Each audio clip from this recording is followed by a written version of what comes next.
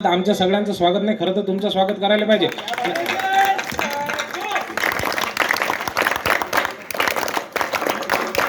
कारण की हा प्राईम टाइम असते सर. या टायमाला इतक्या खतरनाक सिरियली सुरू राहते. त्या घरी पहिली सिरियल राहते ती म्हणजे माझ्या नवऱ्याची बायको. त्या सगळ्या बया पागेल झाल्या. त्याच्यातनी त्या दुसरी मालिका आली ते नागिन 1, नागिन 2, नागिन 3, नागिन 4. घरातल्या घरातली सून सासूकडे आपली सासू काय कमी आहे का याच्यापेक्षा, तिच्याकडेच पाहिल्यासारखं करते. पण त्याच्यानंतर ती दुसरी सिरियल राहते, ते सिरियलचं नाव आहे रिश्ता क्या कहलाता है.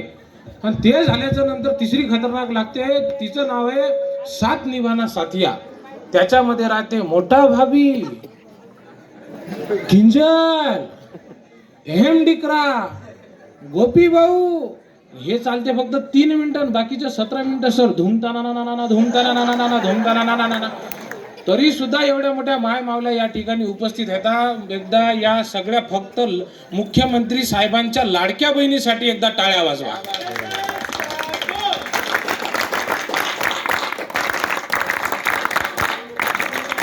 तिथं ते पिवळ्या लुगड्यावर आजी बसेल आहे. एका आजीले मी विचारलं होतं, आता मास्तर हो जिथं मास्तर की आमची जागी होते. आजीले विचारलं, म्हणलं आजी व्हॉट इज युअर नेम. म्हातारी भल्ली भारी होती, म्हणे बापा माया काय नेम आहे, काही मरील काही सांगता येत नाही. म्हातारी भल्ली भाली राहते. आजी तुला सांगतो, मी रिसोर्टले होतो कोरोना काळात नाही, पोदर शाळेवरती शिकवत जा. तेव्हा सर कोरोना लागला आणि मग काय का सोशल डिस्टन्सिंग ठेवून म्हाताऱ्या बायकांनी कविता म्हणाले जायचं येतात. आज हे कवी संमेलन. आजी घरी गेल्यावर आबाजीला ध्यानानं सांगजो म्हणा, बुढे तू काही नाही आलं, लय चांगलं कवी संमेलन होतं म्हणा. उखाणे बिन भल्ला भारी घेते ना. आजी तुला सांगतो, मी माझी आजी गेली कविता म्हणाले, ते भजन म्हणाले, आणि तिथं बसल्या बसल्या माझ्या आजीनं जागच्या जागीच मॅडम तुम्हाला सांगतो कविता जोडली. जुन्या बाया का तुम्हाला साध्या सुधी दिसतात का, त्याचे दातच पडेल तर फक्त.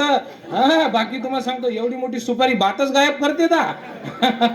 हा आजी तिथं बसल्या बसल्या आपल्या आजीनं दुसऱ्याचं गाणं म्हणजे भजन सुरू होते, किंवा नाही देव कोणता गजानना सारखा, तो ती माझ्या आजीनं गाणं जोडलं जाग्यावरच.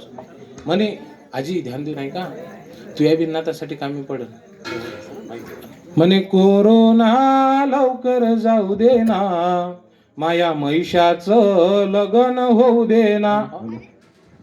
कोरोनाच्या काळात नाही, पण लगेच त्या आजीले दुसऱ्या आजीनं भिडून दिलं. म्हणे माय देवळीन बुडे खरं आहे व, कोरोनाचा काळ आहे, भस्कर आपण मेलो गेलो होतो.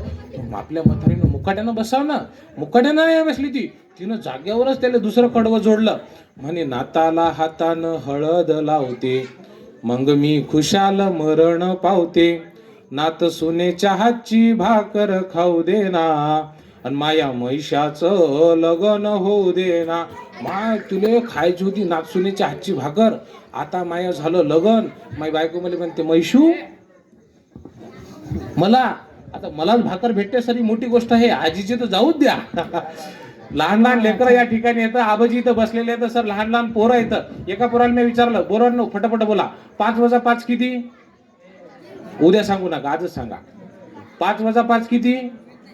10 मन लागले ते ह्या सावरगाव, तुम्ही स्वतःले सावरा.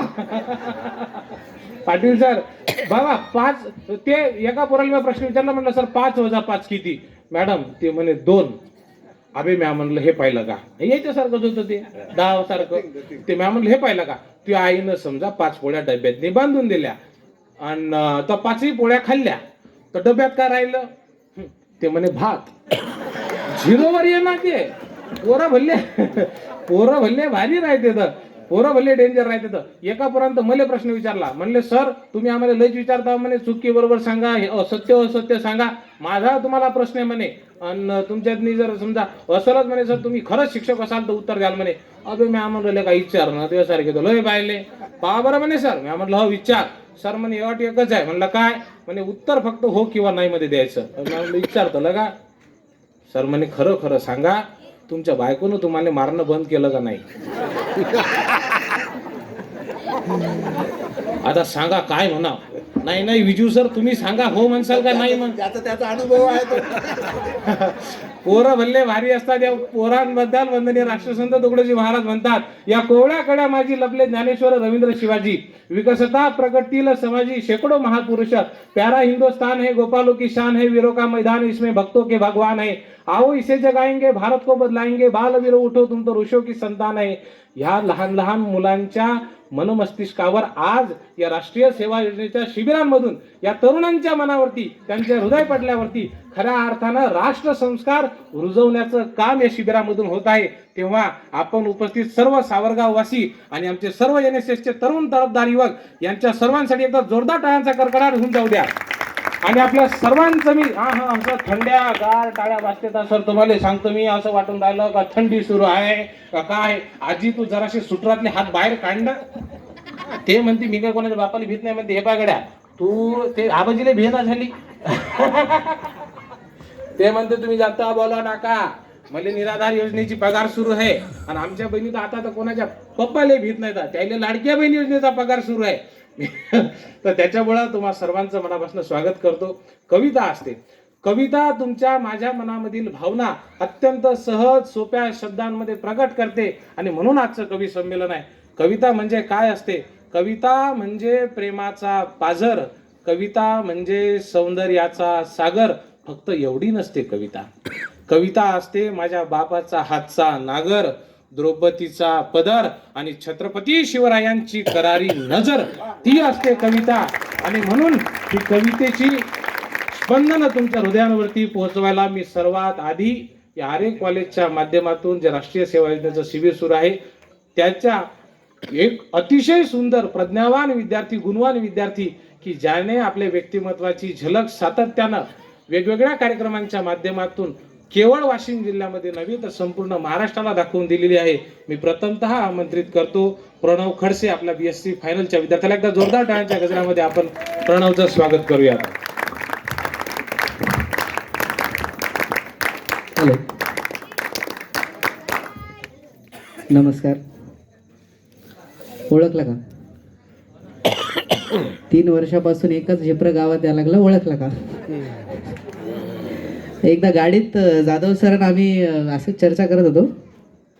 सर मला म्हणत, प्रणव आपण दोघं कुठेही जाऊ म्हणत, आपल्याला म्हणे एक तर तुही हेअरस्टाईल ओळखतात, नाही तर माझी हेअरस्टाईल ओळखतात.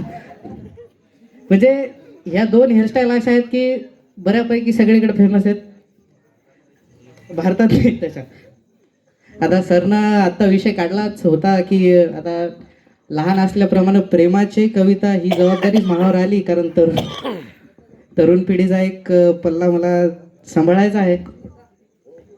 तर सर विषय असा होता देवळे सर की किती आली अडचण जरी चिंता कोणी करत नाही. हे इथं जितका तरुण वर्ग आहे त्यांच्या सगळ्याकडून की किती आली अडचण जरी चिंता कोणी करत नाही, विषय असला प्रेमाचा तर मागे कोणी सरत नाही. किती आल्या अडचण जरी चिंता कोणी करत नाही, विषय असला प्रेमाचा तर मागे कोणी सरत नाही. आणि देवळे सर माझी आणि या सगळ्याचीच इच्छा आहे भरपूर, पण लग्न अजून ठरत नाही. आता खरं नाही.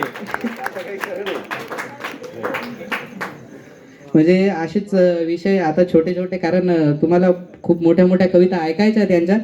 आणि कसं आहे, प्रेम कोणा कोणा केलं एकदा हातवरी करा बरं. कोणीच नाही. आता कसे झाकली मूठ 1.25 लाखाची. बरं हात खालीच ठेवा, कारण खरं प्रेम जे करतात सर त्याचा इस्तो इजल्याशिवाय हात नाही. आहे का ना सोमनी सर? म्हणजे वेळ किती झाला हे विचारायचं होतं. आता एक प्रेमावरची कविता तुमच्या समोर सादर करतो. कारण कसं आहे, 3 वर्ष झाले आम्ही तुमच्या गावात आहोत, तुमची सर्वांची साथ आहे. आता ऋषीचा मगाशी विषय झाला की तुले जे 5-6 डान्स येत होते ते तुला शिकवले, ते झाले. त्याच्यानंतर मला जे 4-5 गाणी येत होते ते मी म्हणा लागलो. आता सलग 3रं वर्ष म्हणल्यावर तुम्हाला द्याव तरी किती आणि काय, म्हणजे सगळ्याचा हे विषय चालू होता आमचा. तर आता ही कविता तुमच्यासोबत पहिले एक तुमच्यासाठी, एक सर्वांसाठी एक कविता सादर करतो की सोबत जरी नसणे तुमचे हृदयात असणे तेवढे बस आहे. सोबत जरी नसणे तुमचे हृदयात असणे तेवढे बस आहे, दुरावून सुद्धा जवळ तुमचे भासणे तेवढे बस आहे. आणि शतायू होण्याची इच्छा नाही माझी सर, शतायू होण्याची इच्छा नाही माझी. जेवढा असेल साथ तुमच्या टाळ्यांचा आयुष्य तेवढे बस आहे. वा, वा, जेवढा असेल वा. साथ तुमच्या टाळ्यांचा आयुष्य तेवढे बस आहे. वा